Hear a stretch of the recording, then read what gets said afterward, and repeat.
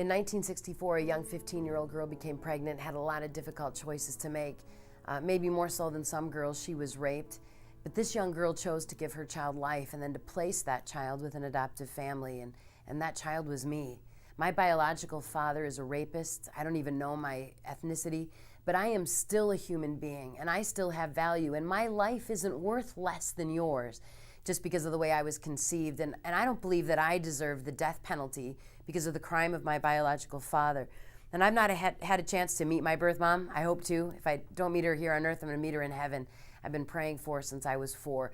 And when we meet, I'm going to wrap my arms around her and I'm going to tell her I love her because she loved me enough to give me my life, and then loved me enough to give me the next most special gift I was ever given, and that's my family. I'm the oldest of 8 kids, 7 of us adopted, every color of the rainbow in my family. We are the United Nations all by ourselves. And I know that my amazing family was a gift from a very scared 15-year-old girl, and I will forever be grateful to her for that. One of the things that I've learned for young women is that abortion in the initial stages of finding out you're pregnant, when you're scared to death and you don't know what you're going to do, seems like the easy way out.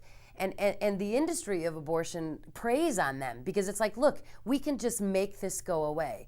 But the reality is the abortion never makes it go away. And the girls and the women that I've worked with over the years who took the easy way out and went to the abortion clinic end up with years of regret and years of pain. And it doesn't fix the rape. Killing their child did not undo the rape. They're still a victim of rape, they're still a victim of assault, and now they're dealing with the victimization of their child. And unpacking that in the counseling offices is extremely difficult.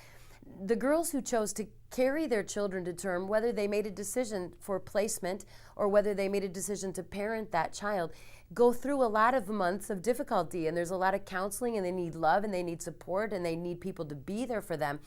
But the long-term recovery is unbelievable. I have never met one girl who was raped, became pregnant, carried the child to term, and within months or years later looked at me and said, Pam, I wish I would have killed my child. I wish I would have had an abortion. Not once. But I can tell you countless, in fact, literally days ago, in tears, almost 53-year-old woman came up and told me that she had had an abortion as a result of rape, and at 53 years after that incident, is still carrying the pain from that abortion, still carries the pain and the scars. Not just the rape, the abortion is what hurt her. And it just blows my mind that anyone can believe that somehow abortion is going to fix the rape. It does not.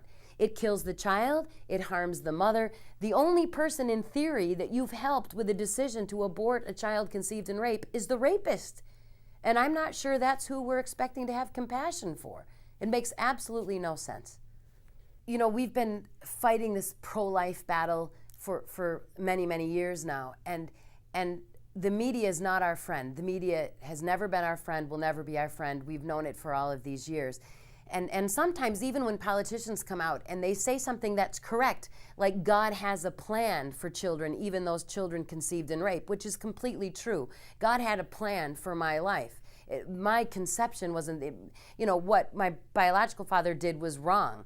But God still had a plan for my life, and that's true. Well, the media is obviously going to take that and say, well, you said God planned rape, which he didn't say, and those things all happen. The problem is, if we enter in to compromise and we start to say, well, I really think abortion is killing a child, but this, but that, what you've done is you've compromised the most important truth, the only thing we have to stand on.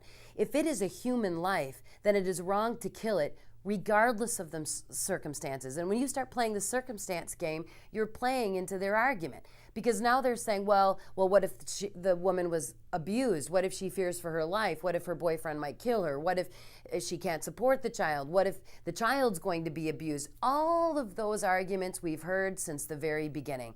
The reality is this is a human being created by God, regardless of the circumstances in which that happened, and every single child deserves the right to life.